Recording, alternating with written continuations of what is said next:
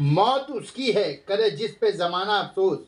सदियों पुराना मिल्ली अदारा खिलाफत कमेटी से जुड़े मिल्लत इस्लामिया और कलकत्ता के मुसलमानों के लिए दिल में दर्द रखने वाले कौम के हमदर्द और खिदमतगार मुल्ला जान मोहम्मद की बरसी 21 माह रमज़ान मुबारक को मनाई जाती है।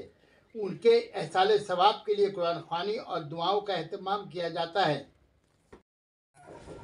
क्योंकि कुरान ख़वानी और दुआओं में मगरिब की अजान हो जाती है, इसलिए रोज़ेदारों के लिए इफ्तार का भी एहतमाम किया जाता है। हर साल की तरह इस साल भी कलकत्ता खिलाफत कमेटी ने मरहूम मुल्ला जान मोहम्मद की 92वीं बरसी पर कुरान ख़वानी और दुआओं का एहतमाम किया।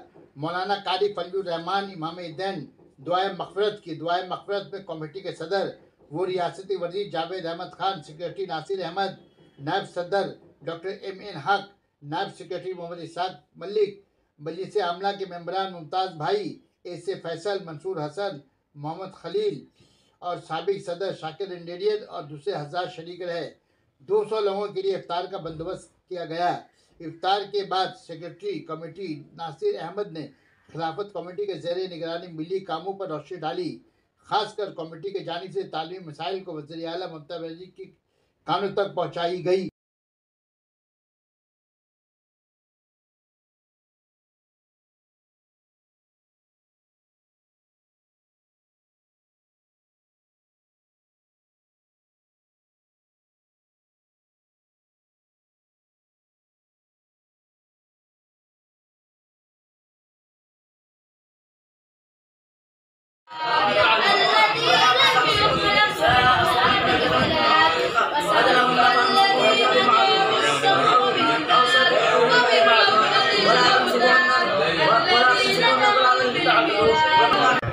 रब्बुल आलमीन अपनी रहमत के सदक़े मुश्किलों को आसान फरमा, परेशानियों को दूर दफा फरमा, हिंदुस्तान के मुसलमानों की खास तौर से मदद फरमा।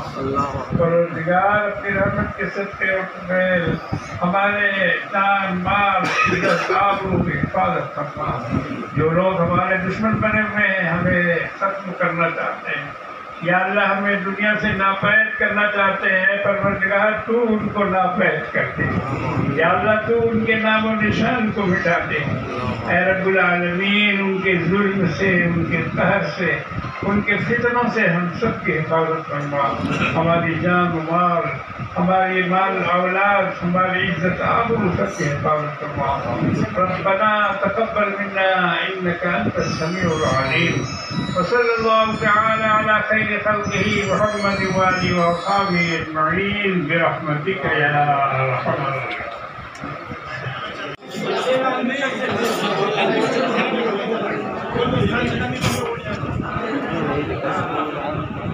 साग भाई दादा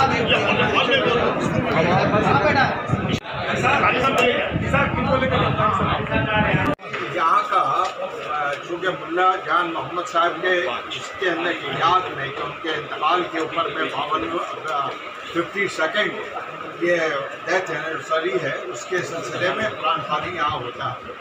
और दावत इफ्तार इस वजह से कि इफ्तार का वक्त हो जाता है, लोग उसके साथ में इसका कोई रिलेशनशिप नहीं है।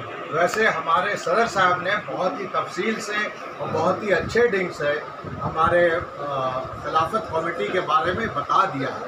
कोई और मज़ीद कोई बात हो तो आप ज़रूर पूछ सकते हैं, लेकिन एक चीज़ को रिपीट मत कीजिए। जब से सदर साहब आए हैं क्या क्या काम हुआ है खिलाफत? बहुत सारा काम हुआ। सबसे पहला काम जो आपने कहा भी, ये अंडमान में सुंदरबन में 1000 फैमिली को उसके कपड़े से लेकर के, उसके दवाओं से लेकर के, खाने पीने का और हर इंतज़ाम, माने वो एक पैकेट जो पैकेज डील था वो हम समझते हैं कई हज़ार रुपए का, ये 1000 फैमिली को वहाँ पे दिया गया। वहाँ पे अगर आप सुंदरबन गए होंगे तो देखे होंगे कि बहुत छोटा छोटा अलग अलग दरियाओं में टापू सब है, वो टापू में ले जा करके पहुँचाया गया और उन लोग बहुत खुश हुए। और वहाँ के जो लोकल जो ज़िम्मेदार थे उनके ज़रिया से भी ये दिया गया। और हम लोग यहाँ से तकरीबन 40 ट्रक सामान लेकर के गए थे और 40 गाड़ियाँ गई थी जिसमें तमाम मेंबर सब थे। फ्लैग लगा हुआ था और पुलिस की तरफ से भी बहुत ही अच्छा इंतज़ाम था और बहुत ही कोऑपरेशन था। इसके तहत हम लोग वहाँ से ले करके आए। ये पहला काम था।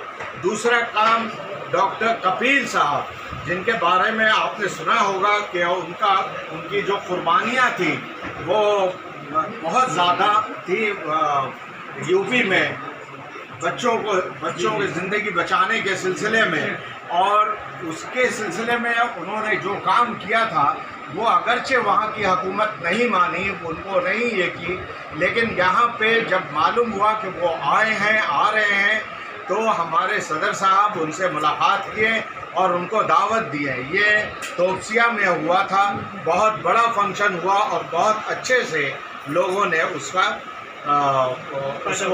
फ़ायदा उठाया। तीसरा काम जो है वो यहाँ पे जितने भी माइनॉरिटीज़ स्कूल हैं, मुस्लिम माइनॉरिटी स्कूल, चाहे वो बांग्ला मीडियम हो, चाहे हिंदी मीडियम हो, चाहे उर्दू मीडियम हो, चाहे इंग्लिश मीडियम हो, उन लोगों को बुलाया गया था और उनको तहफ़्फ़ुज़ से उनको दिया गया, उनको बुलाया गया, उनके टीचर इंचार्ज या प्रिंसिपल को बुलाया गया और उनके वालिदैन को, उनके जो पेरेंट्स हैं उनको बुलाया गया और ये तमाम चीज़ जो है वो कराए हुआ। उसके बाद जो 40 आदमियों की एक कमेटी बनी, जो प्रेजेंट स्कूल का जो प्रॉब्लम्स है उस प्रॉब्लम को टोटल एक कागज़ के ऊपर में उसको लिखा गया और ममता बनर्जी को ये चीज़ दिया गया और एजुकेशन मिनिस्टर को भी दिया गया। उन लोगों ने कहा कि देखिए इसके ऊपर में हम लोग बिल्कुल काम कर रहे हैं। ख़ास तौर से ज़्यादातर स्कूल का मामला ये था कि टीचरों की बहुत कमी होने की वजह से तालीम अच्छी तरह से नहीं दी जा रही थी और टीचरों की कमी का वजह ये था कि रिज़र्व ये SC/ST कैटेगरी कोटा के अंदर में, उसकी वजह से ना तो SC/ST के टीचर मिल पाते और ना वो स्कूल में कैपेसिटी को उसको भरा जा सकता था। तो हम लोगों ने कहा कि ये रिजर्वेशन जो है इसको आप डी रिज़र्व कीजिए।